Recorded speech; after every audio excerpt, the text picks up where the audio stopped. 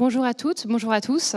Anaïs et moi sommes ravis d'être parmi vous aujourd'hui et de nous exprimer autour du verbe protect, qui définit très bien nos activités puisque nous travaillons toutes les deux dans le domaine médical. Plus spécifiquement, nous développons 2 startups dans le domaine de l'oncologie, donc tout ce qui concerne la prise en charge de patients atteints de cancer. Ce qu'on vous propose ce matin, c'est de revenir un petit peu sur les technologies innovantes que nous développons et l'intérêt qu'elles présentent pour les patients. On vous expliquera également la genèse de nos 2 sociétés et les moteurs, bien sûr, qui nous ont poussés à nous tourner vers cette voie qui est la voie du médical. Anaïs, est-ce que tu peux nous expliquer quelle est votre mission chez Damae Médical ? Avec plaisir. Damae Médical est une société française qui a été créée en 2014 et on s'intéresse à un problème de santé publique qui est le cancer de la peau. Aujourd'hui, un cancer diagnostiqué sur 3 est un cancer de la peau. C'est le cancer dont le nombre de cas augmente le plus tous les ans, plus 10% par an environ. Et ce qu'il faut savoir, c'est l'importance du diagnostic précoce pour le cancer de la peau et notamment pour le mélanome. Parce qu'un mélanome, quand il est pris à un stade avancé, c'est-à-dire que les cellules cancéreuses sont présentes dans toutes les couches de la peau jusqu'au derme, le taux de survie à 5 ans d'un patient est de 18% environ. Alors que pris à un stade précoce, lorsqu'il est présent uniquement dans les couches superficielles de la peau, le taux de survie à 5 ans d'un patient il est de 98%. Donc quasiment tous les patients survivront à leur mélanome s'il est dépisté de manière précoce. Et aujourd'hui, quand vous allez chez votre dermatologue parce que vous avez une anomalie, un grain de beauté suspect, le dermatologue va visualiser votre grain de beauté simplement à l'œil nu. Il n'a pas d'outil, ou à l'aide d'une loupe qui va agrandir le grain de beauté, et basé sur des critères de taille, de forme, de couleur de l'anomalie, s'il a un doute, il effectue une biopsie, un prélèvement, pour poser le diagnostic. Donc le prélèvement, il est ensuite envoyé au laboratoire d'analyse. Là, un microscope permettra d'imager l'intérieur des tissus de la peau à l'échelle cellulaire, et c'est comme ça que sera posé le diagnostic. Donc c'est assez anxiogène, environ 15 jours d'attente pour un patient entre le prélèvement et le diagnostic final. Il y a certains mélanomes qui ne sont pas dépistés par le dermatologue parce qu'ils n'arrivent pas à voir à l'œil nu à travers la peau l'apparition des premiers signes et donc ils n'effectuent pas la biopsie de contrôle mais simplement un suivi du patient. Et la majorité des biopsies qui sont effectuées sont en fait saines, ce qui est une bonne nouvelle, mais du coup il y a beaucoup d'actes qui auraient pu être évités. Et ce qu'on a développé chez Damae Médical, c'est un dispositif qui permet de fournir aux dermatologues des images qui sont similaires aux images normalement obtenues avec le microscope en laboratoire d'analyse, mais sans biopsie, directement par simple contact avec la peau du patient. Et du coup, ça permet à la fois un dépistage beaucoup plus fiable, plus précoce, et aussi des diagnostics moins invasifs parce qu'il n'y a pas de biopsie qui est nécessaire. Est-ce que tu peux nous parler ?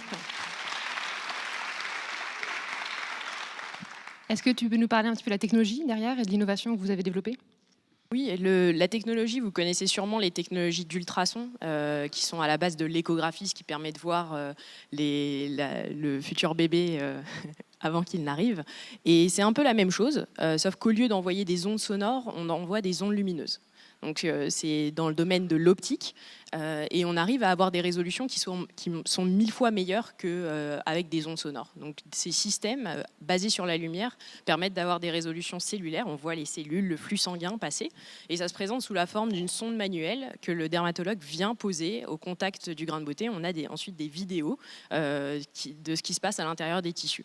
Donc c'est une innovation qui vient d'un laboratoire qui est adossé à l'Institut d'optique à Palaiseau. L'inventeur est le professeur Arnaud Dubois, qui est aujourd'hui le directeur scientifique de la société. Et tout s'est passé en fait à l'Institut d'optique pour moi. J'ai fait mes études en école d'ingénieur et j'ai rencontré dans le cadre d'une filière entrepreneuriale mon premier associé, David, qui est aujourd'hui le directeur technique de la société. On a mené plusieurs projets entrepreneuriaux ensemble. On a arrêté à un moment donné parce qu'on ne voulait pas créer des sociétés à partir de ces projets entrepreneuriaux, mais ensuite on a rencontré Arnaud et là on a senti qu'on avait une innovation extrêmement forte avec des brevets derrière et le problème c'est qu'on ne savait pas exactement quelle était l'application qu'on allait utiliser. Donc on connaissait des performances, donc notre dispositif avait des performances optiques en résolution, en profondeur de pénétration, mais quelle était la proposition de valeur médicale? Et ça, c'est ce qui nous a occupés dans les premiers mois. Et on est arrivé finalement à la conclusion du cancer de la peau parce qu'on a compris, grâce à des médecins, qu'on était la seule technologie optique qui permettait de voir tous les cancers de la peau, mélanome et carcinome, ainsi que des pathologies non cancéreuses comme le psoriasis, l'eczéma. Et donc le dispositif aujourd'hui est utilisé aussi bien pour aider au dépistage des mélanomes, pour éviter des biopsies, des prélèvements inutiles pour les carcinomes lorsqu'on est sûr que c'est un carcinome, on n'a pas besoin de faire un prélèvement de contrôle, et aussi pour suivre l'efficacité de traitement. Ce que je comprends finalement, c'est que votre premier marché aujourd'hui, c'est la dermato, mais est-ce que la techno pourrait être utilisée pour d'autres secteurs d'activité, d'autres cancers éventuellement ? Exactement, c'est ce qui nous a beaucoup plu dans l'aventure, c'est que la technologie peut être utilisée sur tous les tissus biologiques. Ensuite, il a fallu faire un choix, à la fois basé sur des questions réglementaires et aussi basé sur des questions de proposition de valeur médicale. Pour la dermatologie, ça a tout de suite été clair pour nous, enfin plus facilement que pour les autres pathologies, mais aujourd'hui on s'intéresse à l'imagerie de cancer interne pour aider le chirurgien à apprécier les marges d'exérèse d'un cancer et diminuer les taux de réopération. Donc c'est par étapes, la dermatologie c'était la première étape. Vous parlez de réglementaire justement, sur l'axe de la dermato, vous en êtes à quel stade ? Est-ce que le dispositif médical est développé ? Est-ce qu'il est validé ? Est-ce qu'il est disponible ? Tu peux nous en dire un peu plus sur le sujet ? Oui, depuis sur les 2-3 premières années de création de l'entreprise, on a énormément travaillé sur les aspects techniques parce qu'on est vraiment parti de l'idée d'Arnaud. Il n'y avait aucune preuve de concept, donc on a pris pas mal de temps pour développer plusieurs dizaines de preuves de concept itératives. Et en 2017, on a eu un premier dispositif qui a pu être testé cliniquement sur 200 patients au CHU de Saint-Étienne en France.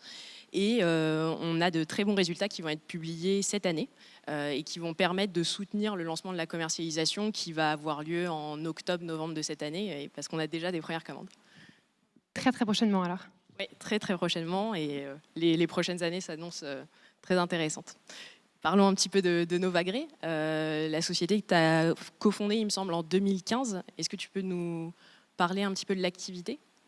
Donc, Novagré est une société que j'ai cofondée fin 2015 avec un médecin-chercheur de l'Institut du cancer de Montpellier, donc un centre anticancéreux basé à Montpellier. Et ce que nous développons, ce sont des tests prédictifs de sensibilité à la radiothérapie. Donc, ce sont des tests basés sur des prélèvements sanguins et qui permettent d'identifier avant une radiothérapie si un patient est à risque de développer des complications ou pas. Donc, la radiothérapie aujourd'hui est un pilier dans la lutte contre le cancer, puisque plus d'un patient sur deux atteint d'un cancer en bénéficiera. Et parmi ces patients, 5 à 10% vont développer des complications à long terme, donc jusqu'à 3 ans après la fin du traitement, et ces complications sont irréversibles. Donc pour que vous compreniez d'où viennent ces complications, l'objectif de la radiothérapie, c'est de délivrer des rayonnements ionisants sur les cellules cancéreuses pour les détruire. Ce qu'on observe en pratique, c'est que lorsque vous irradiez un volume tumoral, vous irradiez non seulement les cellules cancéreuses, mais vous touchez également les tissus sains qui sont autour. Et cette irradiation non souhaitée des tissus sains provoque l'apparition de complications à long terme chez 5 à 10% des patients. Donc la problématique aujourd'hui des cliniciens, c'est qu'ils n'ont aucun moyen de savoir, avant le début du traitement, si le patient ou la patiente est à risque ou pas. Donc ils délivrent des traitements et des doses qui sont standards et qui ont été établis à partir de la population générale. Donc ce que l'on souhaite chez Novagré, c'est permettre à chaque patient et à chaque patiente de recevoir un traitement personnalisé avec une dose adaptée en fonction de sa sensibilité. Et on s'intéresse à 3 indications en particulier, le cancer du sein, le cancer du poumon et le cancer de la prostate, qui représentent près de 60% des cas de cancer traités par radiothérapie. Ça mérite un peu d'applaudissements quand même aussi, c'est sûr. Donc, si je comprends bien, il s'agit de tests sanguins qui permettent de catégoriser ensuite des patients qui vont avoir des complications et ceux qui ne vont pas avoir de complications. Comment ça se passe pour ces 2 catégories de patients ? Il va y avoir un changement dans leur parcours de soins ? Alors c'est une très bonne question. C'est une question qu'on me pose souvent. Alors ce qu'il faut avoir en tête, c'est que l'objectif principal du médecin, ça reste la guérison du patient. Donc il n'y a aucune modification thérapeutique qui va être mise en place s'il n'y a pas eu des validations cliniques à côté qui prouvent l'efficacité de la modification. Ça, c'est la première chose. La deuxième chose, pour reboucler avec ce que je disais tout à l'heure, c'est que les doses aujourd'hui sont standards et sont les mêmes pour tous les patients. Donc ces doses-là, standards, elles sont trop importantes, donc trop élevées pour 10% des patients qui vont développer des complications, et elles sont en dessous du seuil de tolérance de près de 90% des patients qui pourraient bénéficier de doses éventuellement supérieures et donc de traitements plus efficaces. Donc l'enjeu, il est vraiment dans la personnalisation de 100% des patients. On va prendre deux exemples très simples à comprendre. Aujourd'hui, un patient atteint d'un cancer de la prostate dans 30 à 40% des cas, a le choix entre la chirurgie et la radiothérapie. On sait que les deux voies de traitement ont un bénéfice équivalent en termes d'efficacité thérapeutique. Bien, si on sait qu'un patient est à risque de développer des complications après une radiothérapie, on va avoir tendance à l'orienter vers la chirurgie. Et à l'inverse, si on sait que le patient n'est pas à risque de développer des complications après une radiothérapie, ça apporte un argument supplémentaire dans l'arbre décisionnel du clinicien et du patient. On va prendre un second cas maintenant, qui est le cas du cancer du sein chez la femme. Donc en France, une femme qui est traitée pour un cancer du sein est traitée en 25 séances, donc 25 fractions. Donc du lundi au vendredi, la patiente va au centre de radiothérapie et reçoit sa fraction. Eh bien, on sait que pour les patientes qui ont des cancers de faible grade, donc des cancers avec des faibles risques de récidive, et qui ont un faible risque de développer des complications, ce que notre test permet d'identifier, le nombre de séances pourrait être réduit de 25 à 16 séances, et dans les cas de patientes plus âgées, à 5 séances. Donc l'enjeu, il est très clair. Vous améliorez de façon significative la qualité de vie de la patiente pendant le traitement, et vous réduisez de fait, de façon importante, les coûts associés au traitement, de près de moitié, en particulier pour la partie transport. Donc il y a de vrais enjeux cliniques et de vrais enjeux médico-économiques. Donc l'enjeu aujourd'hui pour Novagray, c'est de permettre au médecin de choisir la meilleure option thérapeutique pour son ou pour sa patiente.